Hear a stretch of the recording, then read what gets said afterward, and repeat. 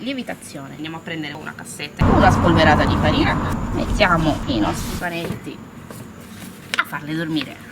Le lasciamo lievitare almeno 8 ore a una temperatura ambiente di 18-20 gradi, non più caldo, se no vi scoppiano. Con questa tipologia di impasto abbiamo rispettato la napoletana STG, che non prevede l'uso del frigo. La quantità di lievito è molto bassa ed è pronta. Per quanto riguarda la pizza napoletana, prevede la cottura nel forno a legna, ha bisogno di alte temperature, 450 i 500 gradi, con l'idratazione ci teniamo al 60% perché cuocendo poi ad alte temperature l'impasto risulta asciutto. Se invece esageriamo con alte idratazioni dobbiamo cuocere più lentamente la nostra pizza. Questo raggiunge i 500 gradi nel giro di mezz'ora al massimo e si ottiene una pizza come un vero pizzaiolo professionista.